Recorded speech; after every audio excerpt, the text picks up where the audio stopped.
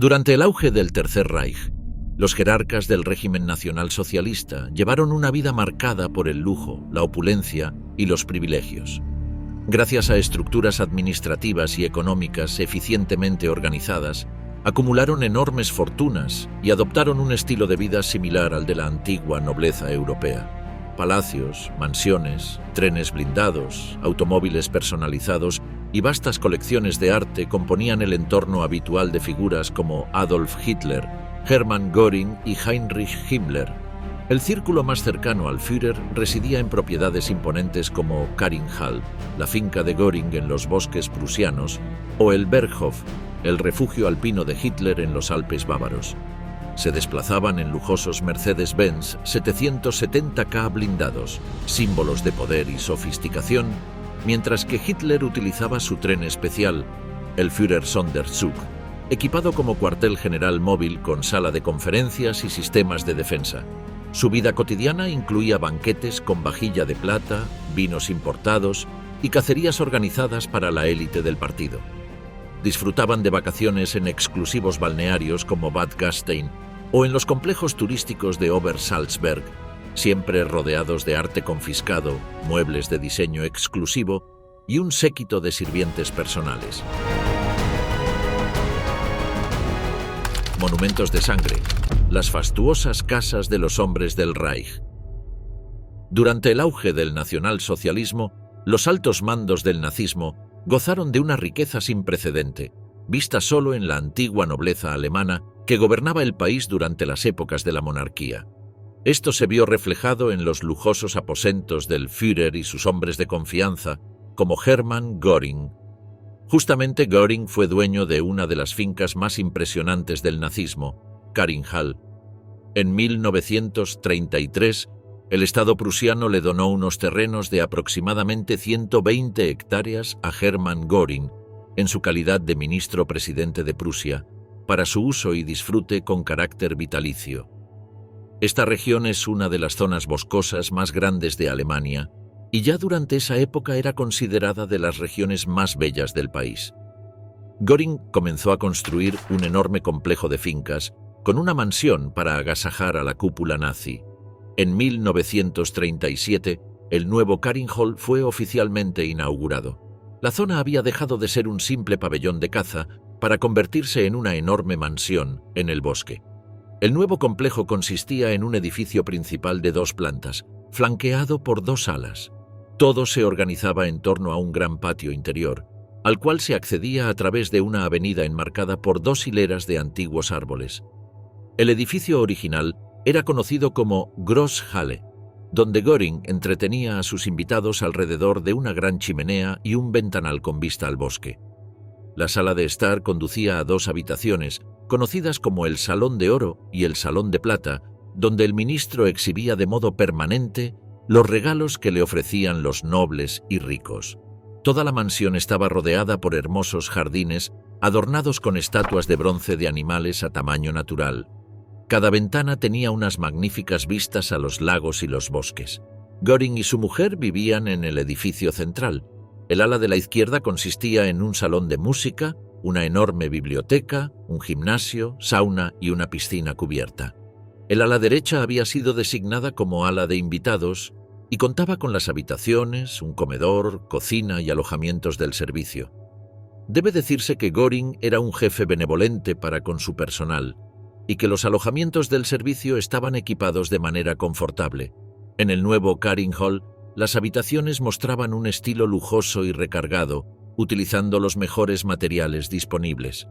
Los suelos eran de mármol pulido y estaban cubiertos de caras alfombras. Pinturas de Cranach y Rubens colgaban de las paredes, algunas veces en 3 y 4 pisos.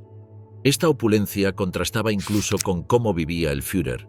Con costumbres más hurañas, Hitler prefirió vivir en un departamento muy lujoso, ubicado en el número 16 de la Plaza del Príncipe Regente, en el distrito de Bogenhausen de Múnich. El apartamento ocupaba toda la 3ª planta de un imponente edificio de 5 plantas, diseñado en estilo juvenil por el arquitecto muniqués Franz Popp entre 1907 y 1908.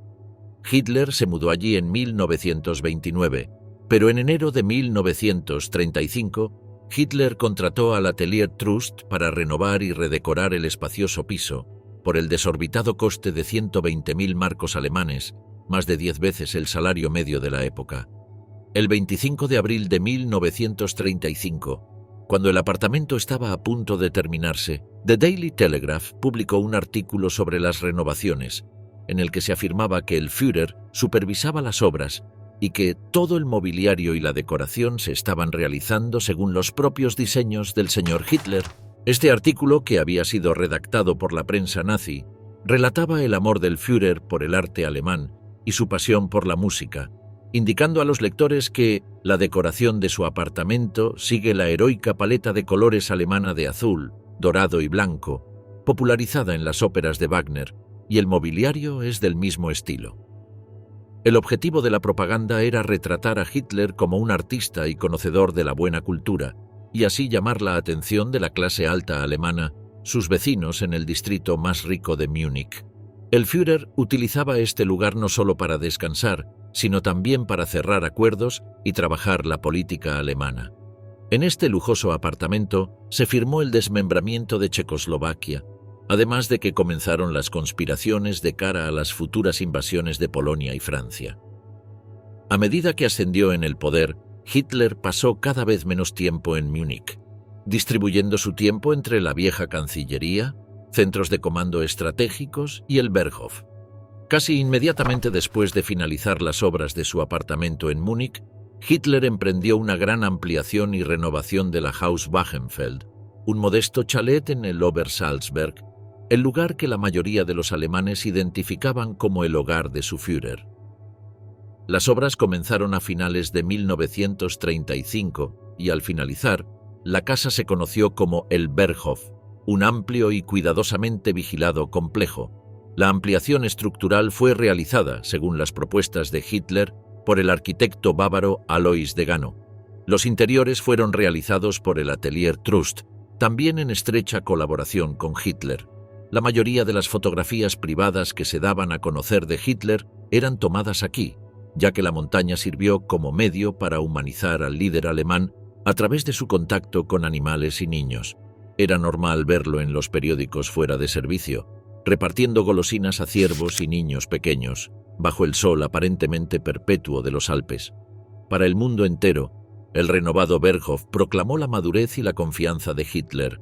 En sus espacios majestuosos y cuidadosamente diseñados, el líder de Alemania saludó a reyes y príncipes, primeros ministros y mariscales, líderes religiosos, secretarios de Estado y embajadores. Fue allí donde negoció con las potencias europeas que se interponían entre él y su visión de un Reich alemán más grande. Al igual que la propia renovación, el Gran Salón, la pieza central del Berghof, debía mostrar el nuevo poder de Hitler, no al excavo que incitaba a los rebeldes en las cervecerías ni al dictador que mataba a sus oponentes a sangre fría, sino más bien a un estadista poderoso, culto y, sobre todo, digno de confianza. Hitler pasó más de un tercio de sus 12 años en el poder en su hogar en la montaña. Ni siquiera una guerra parecía motivo suficiente para sacrificar sus placeres, y, después de 1939, el Berghof se convirtió en un cuartel general militar desde donde dirigía batallas y planificaba estrategias. Se dice que Hitler fue pionero del teletrabajo, y el Gran Salón fue el eje central de su intención de gobernar un imperio desde la comodidad del sofá de su sala de estar. El gran estafador, cómo Hitler amasó su fortuna defraudando a Alemania. Pero los bienes inmuebles no eran la única fortuna con la que contaba Hitler.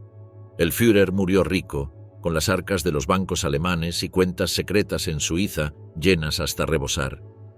Su pasión por el dinero comenzó mucho antes de convertirse en el líder de Alemania, cuando fue reconocido como ideólogo. Aunque austero en lo que respectaba a su imagen pública, a Hitler le gustaba vivir a lo grande. Controlaba rigurosamente los ingresos que recibía por los artículos que escribía y por los derechos de publicación de sus fotografías.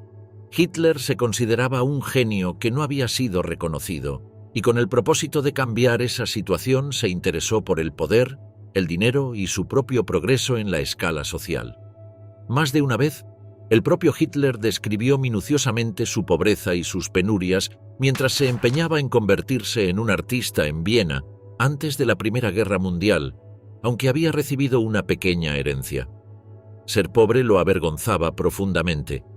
En su libro Mein Kampf, por cuyas ventas ganó millones, acentuó la lucha por la existencia del nuevo rico que, según Hitler, por esfuerzo propio había alcanzado una posición social más elevada, la cual suprime toda compasión y elimina todo sentimiento por la miseria de aquellos que se cayeron del sistema. Más de una vez, Hitler demostró que volverse rico era uno de los grandes objetivos de su vida. Sin embargo, Hitler también gastó millones en generosos regalos y contribuciones para comprar la lealtad de políticos y empresarios con la intención de que dependieran de él. Pero más adelante se cobraría todos los gastos con creces. En su rol de Führer, Hitler casi no hacía distinciones entre su propio dinero y el del partido nazi, e incluso el de las arcas estatales. Existen muchas evidencias sobre la morbosa evasión fiscal y corrupción financiera del Führer. En su residencia veraniega de Obersalzberg, en Baviera, o en su propia colección de obras de arte, Hitler utilizó libremente fondos del Estado y nunca pagó impuestos. Si tomamos como referencia lo que debía cobrar como jefe de Estado de Alemania, Hitler debería haber ganado unos 7.800.000 marcos con el Tercer Reich. No obstante, hoy en día se sabe que, desde que se convirtió en canciller en 1933 hasta su muerte, amasó una tremenda fortuna de 700 millones de marcos del Reich, más de 3.000 millones de euros actuales. Gran parte de este dinero provino de tratos espurios con los empresarios, acuerdos por sobreprecios, robos y expropiaciones a las víctimas del Holocausto y hechos de corrupción en los cuales desfalcó la caja del Reich.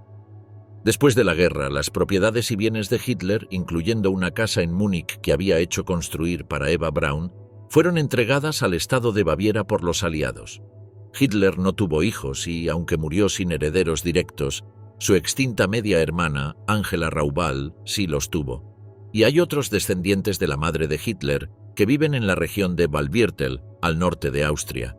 Esos presuntos herederos pidieron a Werner Meiser, un popular historiador alemán del período nazi, que revise qué derechos les asisten, aunque, como nunca se pusieron de acuerdo entre ellos, hasta ahora no han habido demandas judiciales para reclamar los bienes que continúan perteneciendo al gobierno alemán. Furia y metal, Mercedes-Benz y los lujosos autos del nazismo. Entre los lujos que Hitler disfrutaba como líder del partido nazi se encontraban los mejores coches que Alemania podía producir, los Mercedes-Benz. Hasta el día de hoy se trata de los automóviles más elegantes y mejor diseñados del mundo. La relación entre Hitler y el fabricante de automóviles duraría casi 2 décadas, y la escudería fabricaría numerosos vehículos y otros equipos para el esfuerzo bélico alemán. Desde el comienzo de la Revolución Industrial, no cabía duda de que la ingeniería alemana ocupaba una posición de liderazgo y dominio. Si bien la producción manufacturera e industrial de Alemania no podía igualar la de Estados Unidos, el hecho de que los automóviles pudieran desarrollarse por primera vez en Alemania demostraba una auténtica capacidad para la ingeniería imaginativa que solo encontraría competencia real en unos pocos países de Occidente durante la primera mitad del siglo XX. El nombre Mercedes surgió de uno de los agentes de ventas de la compañía, Emil Jelinek, quien a principios de siglo no estaba satisfecho con los coches de batalla corta con motor Daimler. Jelinek, cónsul austrohúngaro en Alemania, tenía predilección por la velocidad. Trabajando como agente de ventas de Daimler en Niza, Francia, Jelinek encargó un nuevo modelo, prometiendo comprar personalmente las primeras 36 unidades, siempre que el nombre de su hija adolescente mayor apareciera en el coche. Incluso cambió el apellido familiar a Jelinek Mercedes en 1903. El emblema de la estrella de 3 puntas, inspirado en Gottlieb Daimler, simboliza el transporte terrestre, aéreo y marítimo. Ferdinand Porsche se incorporó a Benz y se convirtió en ingeniero jefe en 1923.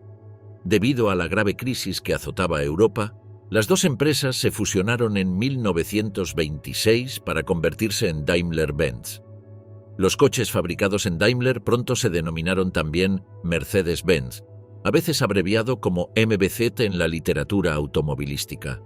Porsche creó la serie Mercedes sobrealimentada, de la cual el SSKL Super Sport Kurzleicht se convirtió en el epítome del rendimiento. Su distintivo sonido se atribuía al llamado sobrealimentador soplador de elefante, que producía un poderoso rugido al casi duplicar la potencia. En 1929, el Dr. Hans Nibel asumió el cargo de ingeniero jefe y desarrolló los Mercedes-Benz 500K y 540K, que se hicieron legendarios por su rendimiento y estética. Hermann Ahrens fue el diseñador interno de carrocerías en Sindelfinger, donde posteriormente se fabricaron los motores MBZ Kim 12DB 600 para aviones de la Luftwaffe, como el Messerschmitt Me-109. Estos autos se convirtieron en insignia de las SS, y existieron varias versiones customizadas que fueron utilizadas por los oficiales de mayor rango. Hitler tenía motivos para enorgullecerse del mejor automóvil de su país. En 1939, cuando la Alemania nazi y la Unión Soviética firmaron un pacto de no agresión, Hitler regaló un Mercedes-Benz Roadster sobrealimentado con asiento trasero a Joseph Stalin. Tras la invasión alemana de la Unión Soviética en 1941, quebrantado el pacto de no agresión, Stalin se negó a usar el coche y se lo dio a uno de sus generales. Hitler utilizó un total de 5 autos tipo turismo descapotables 770.000 para su séquito en Alemania. Sin embargo, el propio Führer viajaba en un auto con techo rígido y bastante protegido. El hecho de que el archiduque Francisco Fernando fuera asesinado en Sarajevo en 1914 mientras viajaba en un coche descapotable pudo haber influido en Hitler para utilizar siempre berlinas Mercedes-Benz cerradas, a menos que estuviera presumiendo en un desfile. Esta precaución se confirmó tras el asesinato del general Reinhard Heydrich en Praga en 1942 en un coche descapotable, incidente tras el cual Hitler emitió un pedido de 20 berlinas blindadas PZ-540.000. Hitler ya había optado por limusinas fuertemente blindadas y anteriormente había encargado 2 modelos 770.000 más.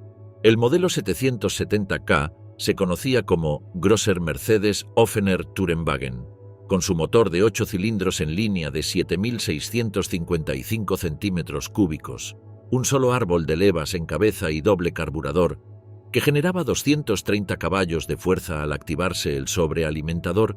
El vehículo podía alcanzar los 193 km por hora, a pesar de pesar 4.500 kilogramos.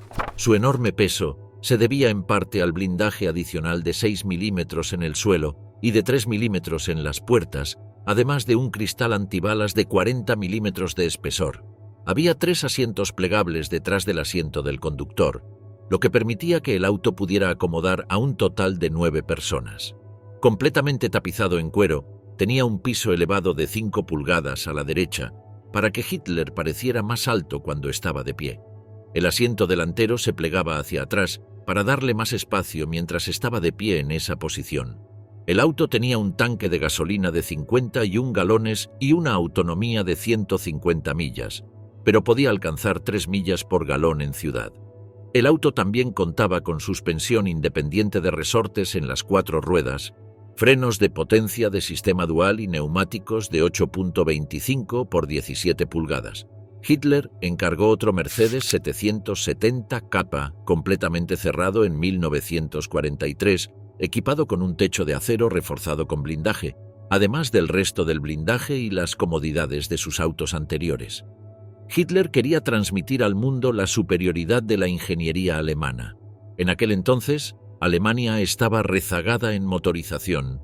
Hitler prometió al pueblo alemán que desarrollaría rápidamente la industria automotriz e inició un programa de rápida construcción de la red de autopistas, la primera de las cuales se inauguró en mayo de 1935. Con el apoyo del gobierno, Mercedes-Benz duplicó su producción de 6.000 coches en 1932 a 12.000 en 1934.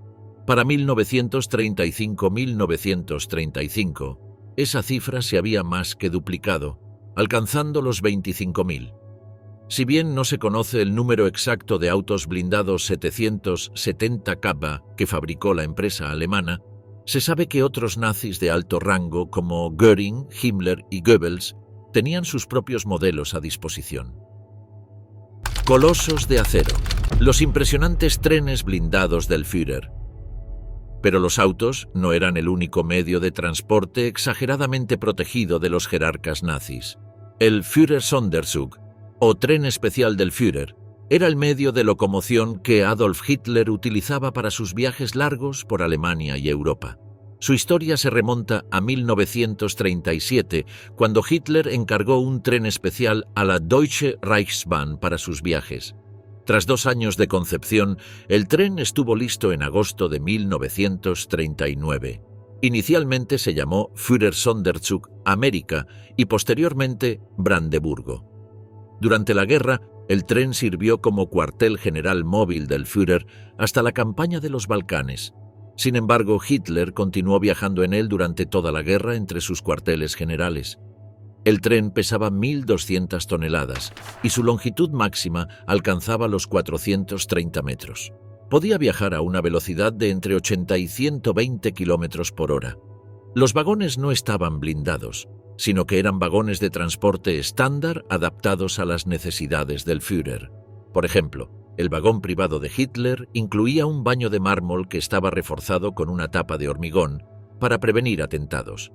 Los vagones fueron construidos en la década de 1930 por 3 empresas alemanas, Henschel y Sohn, Krauss-Maffei, Wegmann y Crede. El interior fue diseñado por una conocida empresa de Múnich en un sencillo estilo Art Deco. Cada vagón estaba equipado con calefacción y aire acondicionado, algo bastante inusual en aquella época. La configuración del tren variaba según las necesidades y el número de personas a bordo. De 10 a 16 vagones y una longitud de entre 300 y 430 metros. El tren podía transportar a más de 200 personas. Sin embargo, la disposición de los vagones principales se mantuvo inalterada, ya que incluían los vagones de defensa y comunicaciones, así como el vagón personal de Hitler. Se desconoce la composición exacta del tren, pero estudios históricos demuestran que el tren estaba equipado con 2 locomotoras, lo que permitía al convoy funcionar incluso en caso de fallo de la máquina. Sin embargo, al utilizar máquinas de vapor, las locomotoras debían cambiarse cada 200 kilómetros por una nueva cargada con carbón.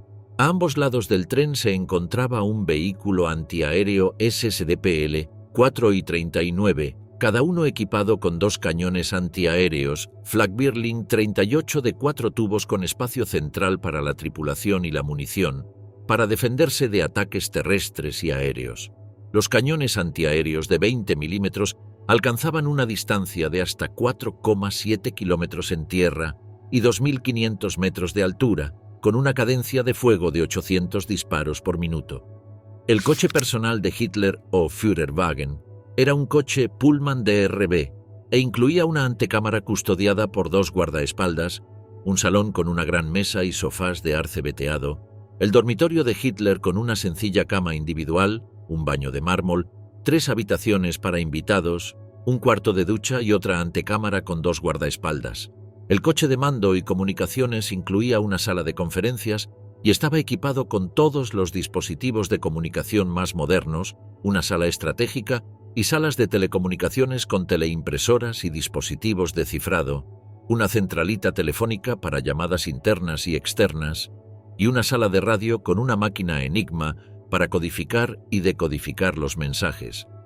El resto del tren se componía de vagones para personal de las SS, comitivas políticas e invitados. Este tren jugó un rol protagónico en la Segunda Guerra Mundial. El 3 de septiembre de 1939, América fue utilizado por primera vez como cuartel general de guerra y permitió a Hitler seguir de cerca la campaña de Polonia con su personal. En octubre de 1940, Hitler utilizó su tren especial para viajar a Francia, donde mantuvo varias reuniones diplomáticas.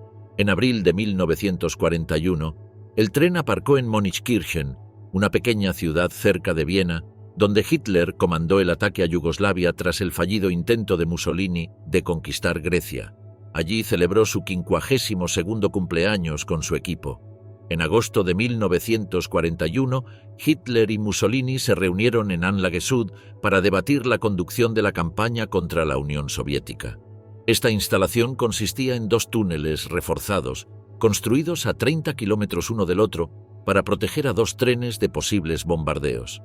El tren de Hitler estaba aparcado en el túnel de Strzyżów y el de Mussolini en el túnel de Stepina. Finalmente, el 7 de mayo de 1945, tras la muerte de Hitler, las SS decidieron volar e incendiar su vagón personal cerca de Malnitz. Otro gran proyecto ferroviario nazi fue el Breitspurbahn, o ferrocarril de vía ancha, propuesto por Adolf Hitler durante el mejor momento del régimen nazi, que se pretendía que utilizara coches de 2 pisos para conectar las principales ciudades de la Großdeutschland, la Alemania ampliada pretendida por Hitler una vez que hubiera conquistado Europa. A medida que Alemania crecía bajo el puño del nazismo, el tráfico comercial y civil aumentó debido a los estímulos económicos, y los ferrocarriles alemanes debieron enfrentarse a un serio problema de capacidad.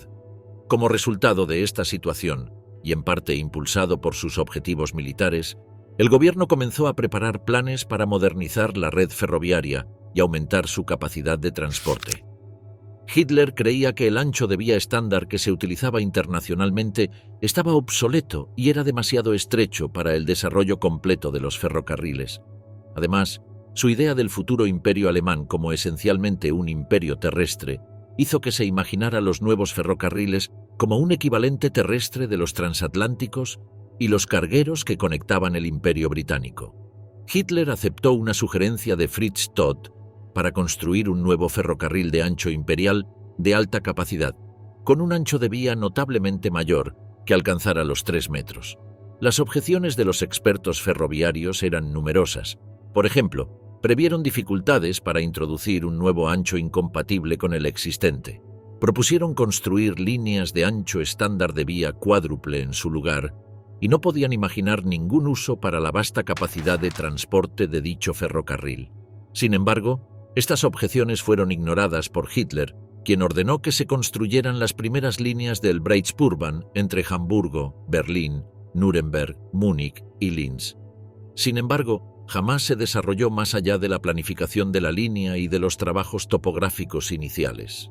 Debido a las reparaciones económicas impuestas a Alemania tras su derrota en la Primera Guerra Mundial, la compañía ferroviaria alemana, la Deutsche Reichsbahn, careció durante una serie de años del dinero necesario para una expansión adecuada y para un mantenimiento suficiente de su red de vías y material rodante. Por otra parte, las nuevas locomotoras y vagones eran sumamente caros para prototipar, por lo que el proyecto cayó en el olvido a medida que Alemania perdía la guerra. La cultura del saqueo nazi, el inescrupuloso robo de arte y artefactos. De todos los robos de arte deshonrosos de la historia, el perpetrado por el Tercer Reich ha sido el más monumental, con el saqueo de más del 20% del arte europeo para el final de la Segunda Guerra Mundial, en parte debido al ataque sistemático al modernismo, en parte derivado del deseo de Hitler de abrir un Führermuseum, una suerte de museo de arte universal en su ciudad natal, Linz, Austria, donde exhibiría todas las obras de arte europeas más valiosas y aclamadas. Los miembros del partido nazi comenzaron a saquear y ocultar obras de arte en lugares como el Museo Jeu de Paume de París y el cuartel general nazi en Múnich, así como en cuevas y minas de Merkers, Altaussee y Siegen. Este ataque a la cultura provocó una respuesta aliada, y los voluntarios comenzaron a ocultar y proteger obras en instituciones nacionales, aunque las colecciones privadas a menudo eran confiscadas, ya que contaban con escasa protección. Desde el Museo del Louvre de París hasta la Galería Nacional Británica, trabajadores y voluntarios de la Resistencia comenzaron a trasladar obras de arte a refugios para protegerlas del saqueo nazi. Desde monasterios rurales hasta una enorme cantera de pizarra en Gales, el arte europeo se ocultó en los lugares más insospechados para proteger el patrimonio cultural de numerosos países y siglos. A pesar de estos esfuerzos, miles de obras de arte fueron robadas a propietarios individuales e institucionales, circulando en los hogares y despachos profesionales de algunos de los miembros más influyentes del movimiento nazi. Motivado por Hitler y Goebbels, el interés del partido nazi por el arte surgió pronto, y las confiscaciones de obras comenzaron en 1938. Los nazis querían librar a Alemania del arte creado durante la República de Weimar, el período de 1924 a 1930, cuando Alemania era un importante centro cultural europeo, especialmente en los campos del arte, el cine y la literatura. La decadencia de Weimar despertó la ira nazi, y Hitler comenzó a cerrar escuelas de arte en 1933, con el objetivo de purgar el llamado arte degenerado de las instituciones públicas alemanas. Entre las obras de arte consideradas degeneradas por los nazis, se encontraban artistas modernos franceses y alemanes de las áreas del cubismo, el expresionismo y el impresionismo. Se retiraron aproximadamente 16.000 piezas, y para 1938 el partido nazi declaró la depuración de todos los museos de arte alemanes. Tras las purgas nazis, se organizaron exposiciones de este arte, patrocinadas por el Estado, que aclararon a los alemanes qué tipos de arte moderno eran ahora inaceptables en el nuevo Reich alemán.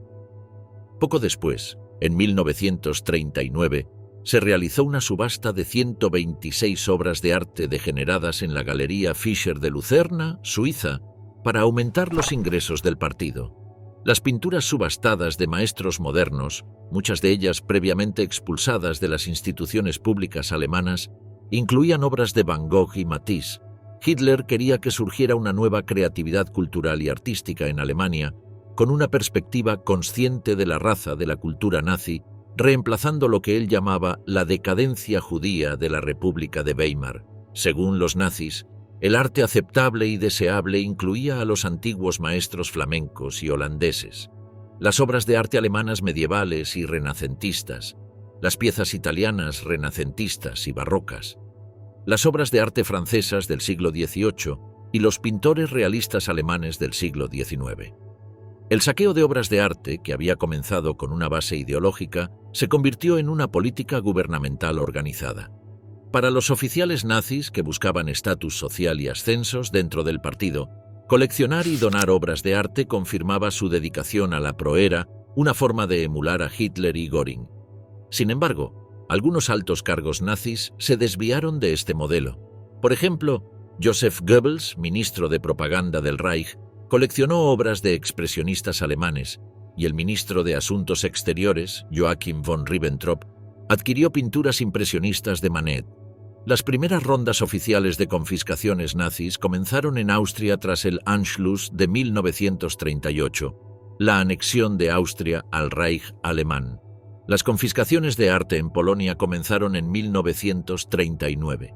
Poco después, se establecieron agencias burocráticas nazis en los territorios recién ocupados, encargadas de confiscar obras de arte, moción de las ideologías raciales nazis en el Reich. Por ejemplo, las colecciones de las familias judías prominentes de Viena fueron las primeras en ser confiscadas por los nazis, y los judíos que no planeaban abandonar la Gran Alemania debían registrar sus bienes personales ante la policía local.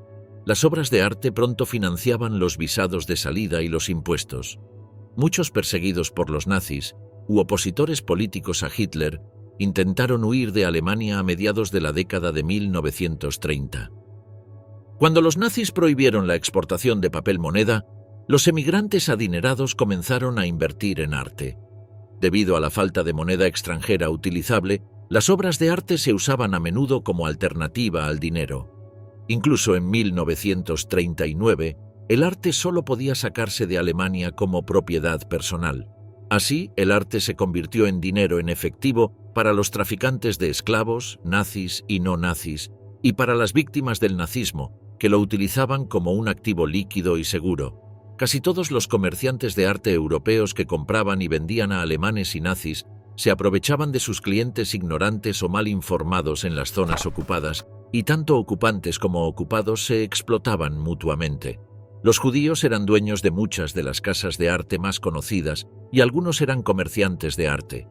En abril de 1938, Göring emitió el Decreto sobre la Declaración de Propiedades Judías, que establecía que, a más tardar el 30 de junio de 1938, todo judío del Reich debía evaluar todas sus propiedades, nacionales y extranjeras, e informar de estos hallazgos a las autoridades nazis. Las obras de arte confiscadas solían reservarse para colecciones privadas nazis y alemanas, mientras que algunas piezas se vendían a compradores de países neutrales como Suiza para recaudar capital para la adquisición de más obras de arte y materiales para la maquinaria de guerra nazi. Además, Suiza ofrecía un amplio mercado para la venta de arte degenerado. El mercado de arte parisino fue el más activo durante los años de guerra. Las casas de subastas y los comerciantes franceses vendían obras de arte a precios exorbitantes e inflados a los alemanes interesados. Las riquezas artísticas de los Países Bajos eran las siguientes en popularidad para el saqueo de obras de arte, y el mercado italiano también rebosaba de comerciantes que se aprovechaban de alemanes y nazis, inflando los precios y obteniendo ganancias abusivas a costa de sus aliados alemanes. A medida que las confiscaciones de arte se expandieron durante la guerra, los nazis idearon un plan para enviar las obras de vuelta a Alemania y Austria. Comenzaron a almacenarlas en minas de sal y cuevas para protegerlas de los bombardeos aliados. Estas minas y cuevas ofrecían las condiciones de humedad y temperatura adecuadas para las obras de arte. En 1945, tras finalizar la guerra, los aliados encontraron decenas de bóvedas oficiales y ocultas plagadas de miles de obras de arte, esculturas y artefactos invaluables. La gran mayoría de ellos fueron reubicados gracias a extensos programas de recuperación patrimonial que continúan hasta el día de hoy. El diablo viste a la moda. Los elegantes uniformes de diseño de las SS.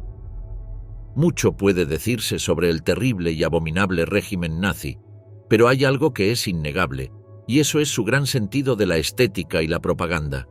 Un orden que se acercaba a lo perfecto, un cuerpo de milicia disciplinado y habilidoso, además de, claro, perseguir un ideal de superioridad visual y estética. Es por eso que se habla mucho de los uniformes durante el período de gobierno del Tercer Reich, como la parte más visible y sobresaliente de la búsqueda de verse y sentirse supremos. Para entender plenamente este sentido de fuerte identificación que perseguía el Tercer Reich, hay que remontarse a principios del siglo XX. Los alemanes en esa época experimentaban dificultades para afirmar una semejanza entre sí, y eso tuvo que ver con la unión de territorios disímiles sucedida bajo el mandato de Otto von Bismarck. Esa agrupación de estados distintos, aunque compatibles, dejó como resultado un gran territorio, en el cual había gente y costumbres muy similares entre sí, pero no verdaderamente una nación. Esto se reflejaba en los uniformes de los soldados, que eran todos distintos entre sí, cuando uno de sus aspectos más importantes es, justamente, generar un sentido de pertenencia entre quienes los usan. Para cuando la Primera Guerra Mundial llegó, si bien todos los soldados de esta Alemania en formación utilizaban una sola vestimenta y color, no existía en aquel atuendo una identidad. El Partido Nacional Socialista nació con el fin de reivindicar y hacer sentir orgulloso al pueblo alemán, después de haber sido vencido y humillado por los vencedores de la Primera Guerra Mundial. Este pueblo tenía el estigma de haber sido el causante de dicha guerra, lo cual hizo que la comunidad internacional los dejara de lado y les cobrara altísimos impuestos. No era un buen momento para ser alemán y mucha gente estaba avergonzada de ello. Es justamente en esa grieta de autoestima en donde el partido nazi encuentra su oportunidad de convocar a las masas de Alemania. Hitler tenía completamente claro que tenía que darle a la población un sentido de pertenencia. Por eso es que, para consolidar una identidad aria y fuerte, necesitaba, entre otras cosas, dar con el uniforme adecuado. Muchos historiadores y especialistas sostienen que hay una fantasía general acerca de los uniformes, ya que estos sugieren comunidad, orden, competencia y autoridad legítima. Esta mirada sobre el atuendo le brinda un significado tremendo, dando a entender que llevarlo puesto habilita a ejercer los actos atroces que los alemanes llevaron adelante. En otras palabras más contundentes, el uniforme hace al nazi, transformándolo en un ser para la muerte y la destrucción. Adolf Hitler da comienzo a esta reforma estética con su tropa y milicia personal, la SS. Este grupo de fieles soldados oficiaban de confidentes y guardia privada del Führer, dado que en principio de su ascenso al poder no podía confiar en el ejército alemán plenamente. Sus dos grupos constituyentes principales fueron Allgemeine SS o SS General y Waffen-SS, que eran las SS armadas. La Allgemeine SS fue responsable de ejecutar la política racial de la Alemania nazi y actuaba como policía general, mientras que las Waffen-SS consistieron en tropas de combate dentro de las Fuerzas Armadas alemanas. Un tercer grupo, las SS Totenkopf-Verbände, dirigía los campos de concentración y exterminio y eran las fuerzas a cargo de las tareas más inhumanas del Tercer Reich. El conjunto de selectos y leales servidores empezó a vestir el clásico y elegante uniforme negro, adornados con el símbolo de la SS y la calavera característica, que pasaría a la historia como el atuendo militar del nazismo, dejando de lado que sin lugar a dudas la SS ha sido una de las fuerzas paramilitares más siniestra, cruel e inhumana de la historia. Es irrefutable que sus uniformes son de los más elegantes que hayan existido. Hay razones que estaban fríamente pensadas por los líderes germanos para que esto haya sido así. En primer lugar, no era solamente un atuendo, sino que estaba confeccionado de manera extremadamente profesional, es decir, era un buen producto.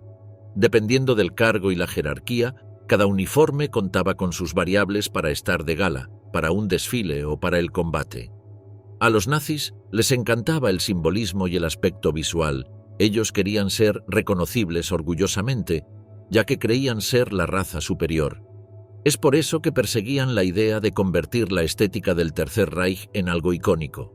Los líderes nazis, y en particular Adolf Hitler como intento de artista, conocían el poder de la imagen y entendían que para darse a conocer al mundo de forma poderosa, tenían que contar con un aparato de propaganda monumental. La producción cultural de la Alemania nazi, por fuera de su nefasta ideología, ha sido bastante respetada a posteriori, desde el cine a la fotografía, pasando por las artes plásticas y la música. Y toda esta cultura y personajes tenían que estar vestidos, uniformados, de una manera que los hiciera ver superiores como los líderes del planeta. Las mentes detrás del diseño de estos uniformes fueron el artista Karl Diebitsch y el diseñador gráfico Walter Heck, ambos fervientes seguidores del régimen nazi.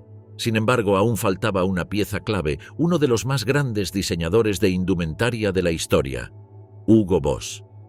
En abril de 1931, cuando aún el Führer no había llegado al poder, Boss decidió alistarse en el partido nazi. Su número de afiliado fue el 508.889. Allí, el sastre se dio cuenta de que el gran negocio era vestir a las tropas hitlerianas.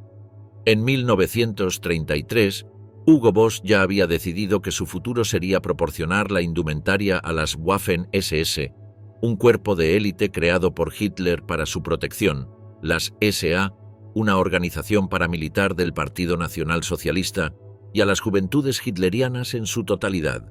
Desde ese momento los pedidos de su pequeño taller se multiplicaron hasta que, años más tarde, en 1935, Boss decidió abandonar la fabricación de ropa civil y dedicarse exclusivamente a la confección de uniformes. En ese momento, contando a todas las ramas del nazismo, el taller producía más de 3 millones de estos atuendos. En 1939, con la invasión a Polonia, la marca creció de manera exponencial, ya que le solicitaron sus productos para vestir a sus nuevos soldados y ciudadanos. Boss ya se había convertido en uno de los empresarios más ricos de toda Alemania. El pequeño taller de Metzingen se había convertido así en la segunda compañía textil más importante del Reich, generando ganancias millonarias cada año. A medida que la guerra avanzó sobre Europa, la mayoría de los trabajadores del taller fueron convocados al frente de batalla. Sin embargo, acudieron en su ayuda nada más y nada menos que las tropas de Hitler. Le proveyeron alrededor de 200 prisioneros de sus campos de concentración, en su mayoría judíos, para que los utilizara como mano de obra esclava, herramienta que el empresario textil no dudó un instante en aprovechar. Con el fin de la guerra, las cosas cambiarían radicalmente para Hugo Boss, que pasaría de ser un empresario reconocido a ser acusado de colaboracionista del Tercer Reich. El empresario fue declarado beneficiario del régimen nazi y su empresa fue calificada de importante en el entramado económico de la dictadura de Hitler. Estas dos acusaciones hicieron que Boss perdiera el derecho al voto y que fuera multado con 100.000 marcos, alrededor de $213.000 actuales. Si bien es cierto que la empresa participó del crecimiento de la Alemania nazi, no se la encontró responsable de crímenes de lesa humanidad. Vicios burgueses. Las amantes de los mayores líderes del Reich. Si bien los nazis valoraban y promovían los valores familiares tradicionales, existen historias ocultas que demuestran que su estilo era el de «haz lo que yo digo, pero no lo que yo hago». La propaganda animaba a las mujeres alemanas a ser fieles a sus maridos, a criar muchos hijos y a quedarse cuidando el hogar. Si bien los nazis no rechazaban el sexo extramarital, normalmente recomendaban las relaciones para reproducirse. «El Reich necesita hijos», rezaba la radio en las casas de clase media y clase alta. Sin embargo, los jerarcas nazis, con un poder e influencia extremos, supieron tener varias aventuras que, pese al secretismo con el que estaban rodeados, terminaron saliendo a la luz. El primer caso que vale la pena mencionar es el de Heinrich Himmler, quien tuvo 2 hijos con su secretaria. Himmler era el jefe de las infames SS, una fuerza especial que funcionaba como mano derecha paramilitar de Hitler, además de que eran los guardaespaldas de los grandes cuadros del nazismo. Este siniestro hombre fue el principal artífice del Holocausto, es decir, la esclavización y matanza sistemática de más de 6 millones de judíos. Según varios rumores, Himmler permaneció virgen hasta la mitad de sus 20 años. Se cree que el jerarca nazi le tenía miedo al sexo, aunque se desconoce si esto se debía a un viejo trauma de su adolescencia o era una elección ideológica propia. Muchos historiadores apuntan a la segunda opción, ya que en 1928 Himmler se casó con Margaret Boden y la pareja tuvo una hija, Gudrun. Los primeros años el matrimonio fue feliz, pero a medida que Himmler se volvía más poderoso, fue perdiendo los escrúpulos. En 1939 inició una aventura con su secretaria, Hedwig Potthast, apodada Bunny, la cual era 12 años menor que él. El romance se mantuvo durante años y fue bastante fructífero y apasionado, ya que tuvieron 2 hijos, Helge y Nanette Dorothea. Para pasar más tiempo con Bunny, Himmler le construyó una casa en Berchtesgaden, una popular zona de vacaciones para los nazis. Según el círculo cercano a Himmler, el nazi estaba realmente enamorado de Bunny y no de su esposa. Allegados al líder de las SS aseguraban que su joven amante lo hacía más relajado y humano. De más está decir que, para la llegada del segundo bebé, ya todo el mundo conocía el romance secreto de Himmler, incluso su esposa. Al enterarse, Margarete se sintió humillada. La pareja ya no se amaba, y luego de separarse, Himmler mantuvo un contacto muy cercano con su hija, hasta el día que se suicidó envenenándose con cianuro al finalizar la guerra. Otro pícaro fue Martin Bormann, el brutal secretario privado de Hitler, que obtuvo un obsceno poder gracias a su control sobre la agenda del Führer. Bormann estaba casado con Gerda Buck, una mujer que destacaba por su belleza. Sería difícil decir que Bormann se aburría con su pareja, ya que tuvieron 10 hijos. Sin embargo, la hermosa Gerda no era suficiente para satisfacer el insaciable deseo sexual de Bormann, quien tuvo varias amantes. Una de sus favoritas fue la actriz alemana Manja Behrensm, de la cual se enamoró perdidamente, al punto que le confesó el romance a su esposa. Aunque Gerda era una mujer de carácter fuerte, su reacción fue sorprendente. Apoyó la relación de su esposo, insistiendo en que Manja se mudara a su casa. Su idea era que Manja estuviera disponible sexualmente para su esposo cuando Gerda estuviera embarazada. Gerda incluso propuso un contrato que otorgaría a la amante de su marido los mismos derechos que ella como esposa legítima. Incluso quiso proponerle a Adolf Hitler aprobar una ley que permitiera a los hombres arios tener 2 esposas. Obviamente, esto fue demasiado para Manja y rompió el romance con Bormann. En lugar de tener una relación sexual retorcida con uno de los altos mandos nazis, optó por trabajar largas jornadas en la fábrica de armamento. Tras la Segunda Guerra Mundial, se convirtió en una actriz de éxito y se casó con el escenógrafo Karl von Appen. En la década de 1960, se le prohibió actuar en el cine tras conocerse públicamente su romance con Bormann, aunque siguió actuando en teatro. Y si hablamos de afición a las actrices, es imposible no mencionar a Joseph Goebbels, el hábil ministro de propaganda de la Alemania nazi. Fue uno de los colaboradores más leales de Adolf Hitler y un ferviente defensor del Holocausto, además de que prácticamente creó toda la teoría actual sobre asesoría política. Pero además de tener muchísimo poder, Goebbels tenía un apetito sexual inigualable. Describir todas sus aventuras aquí sería imposible, por lo que mencionaremos las más destacables. Realmente Goebbels estaba casado. Se unió en matrimonio en 1931 con Magda Ritschl, quien en ese momento estaba casada con el millonario industrial Günther Quandt, a quien engañó con el asesor de Hitler. Pero la relación era muy extraña.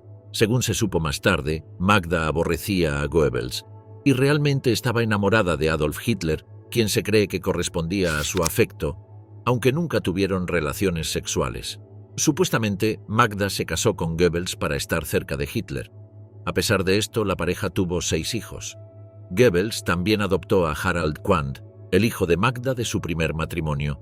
Goebbels estaba al tanto de los sentimientos de Magda hacia Hitler, y si bien estaba un poco celoso, se ocupó de vengarse de sobra de su mujer.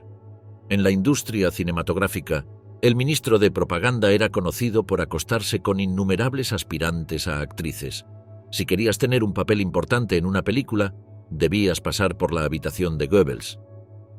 Su obsesión con las mujeres se volvió problemática cuando conoció a la actriz checa Lida Baárová, con quien mantuvo una apasionada relación amorosa entre 1937 y 1938.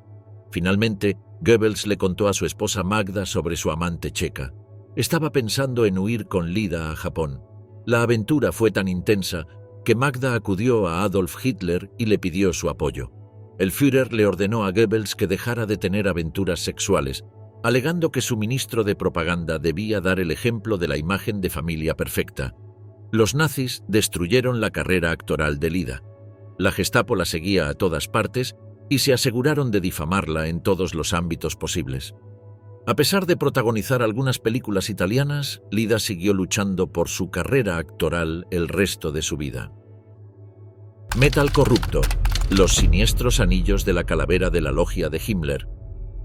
Entre los lujos más extraños del nazismo, podemos encontrar las extrañas condecoraciones que Hitler y Himmler le otorgaban a los oficiales condecorados de las SS. Entre ellos se encontraban 3 que aún conservan un gran valor histórico debido a su diseño y simbología: el anillo de la calavera, la espada curva y la daga de honor. El anillo de honor de las SS, mejor conocido como anillo de la calavera, era una condecoración de las Schutzstaffel. Sin embargo, no era un reconocimiento oficial por parte del Estado, sino un obsequio personal otorgado por el propio Heinrich Himmler a los miembros distinguidos de las SSS. Se convirtió en una condecoración muy codiciada, invendible, incluso durante el nazismo, se fabricaron réplicas falsificadas. El anillo de la calavera se entregó inicialmente a los oficiales superiores de la vieja guardia de las SS, de los cuales había menos de 5.000.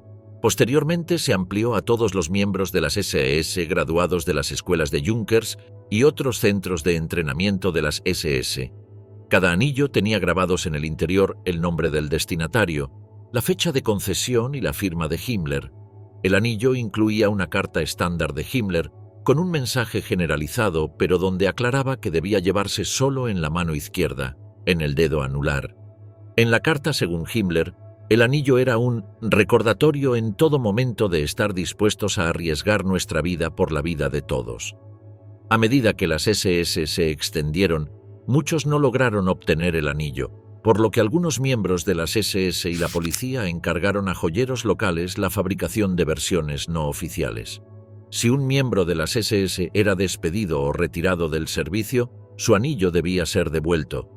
En 1938, Himmler ordenó la devolución de todos los anillos de los hombres y oficiales de las SS fallecidos, que se guardarían en un cofre en el castillo de Wewelsburg.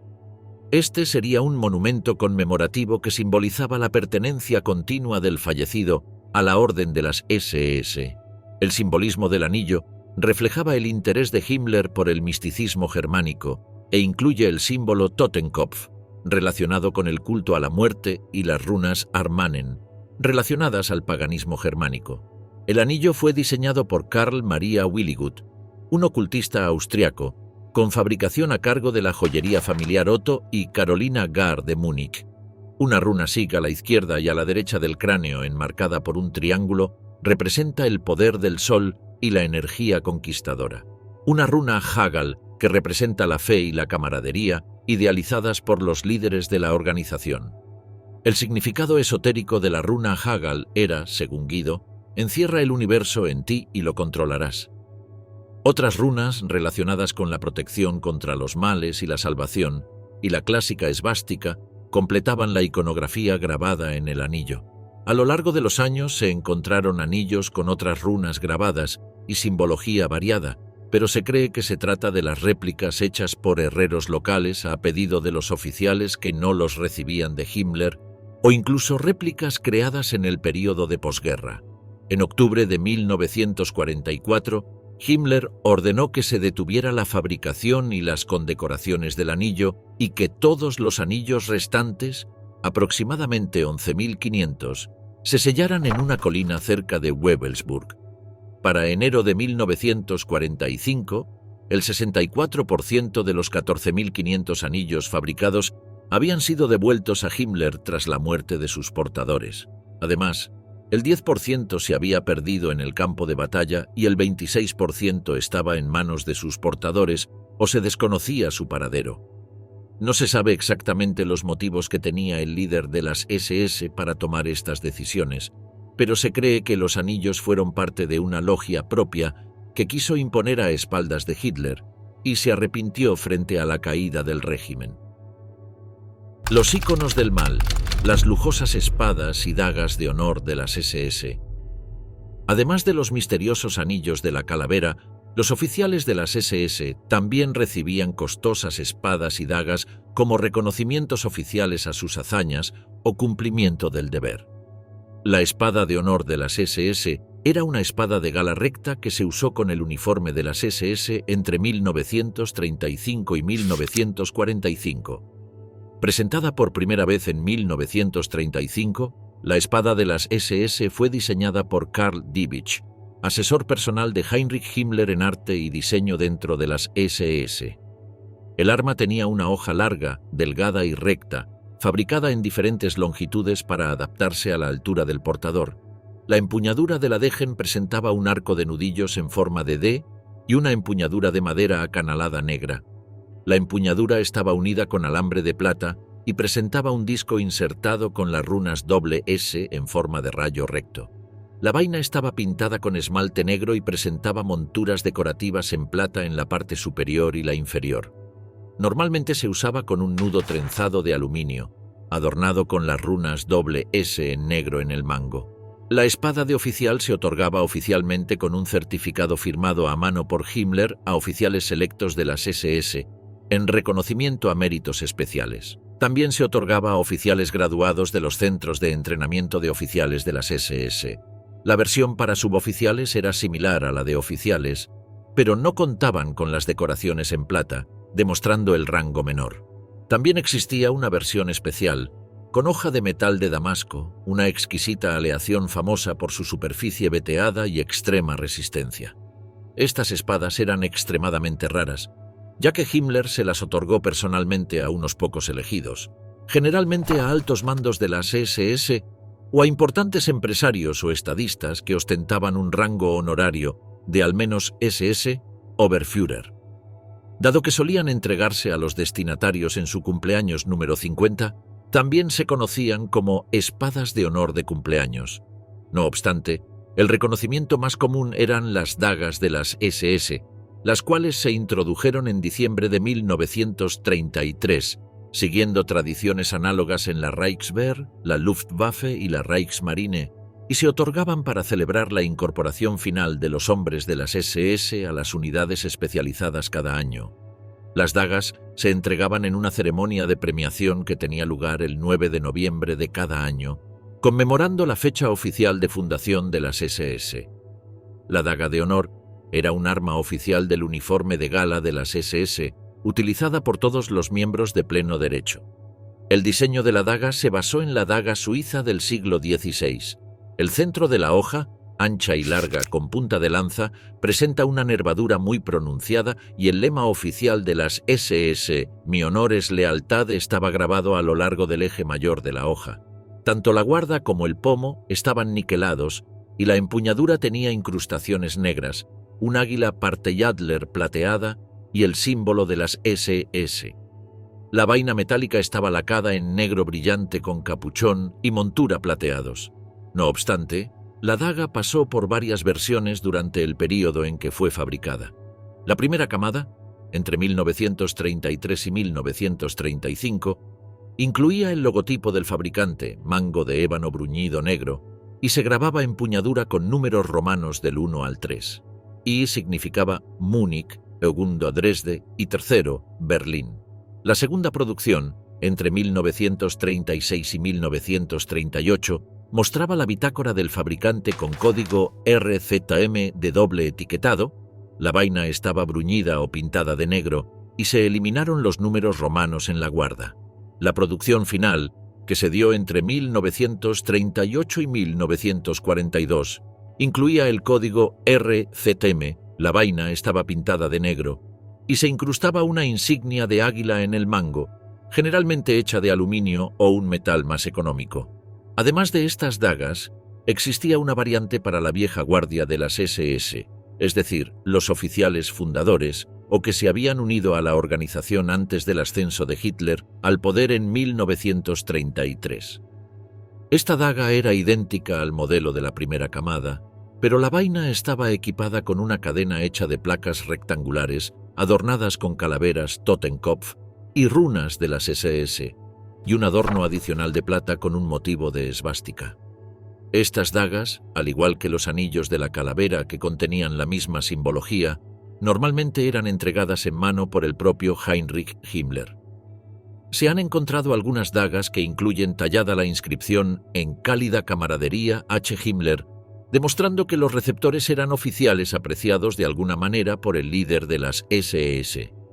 Si bien las dagas eran prácticamente idénticas a las que les daban a los oficiales, las pocas que se han recuperado demuestran que estaban hechas con materiales de mayor calidad y, en el mercado negro de artefactos nazis, se consideran una costosa rareza. La producción de las dagas de honor, al igual que la mayoría de los reconocimientos, se suspendió en 1942, debido a que la escasez de recursos y la demanda de la guerra hicieron que todas las materias primas significativas se utilizaran para la fabricación de armamento y municiones.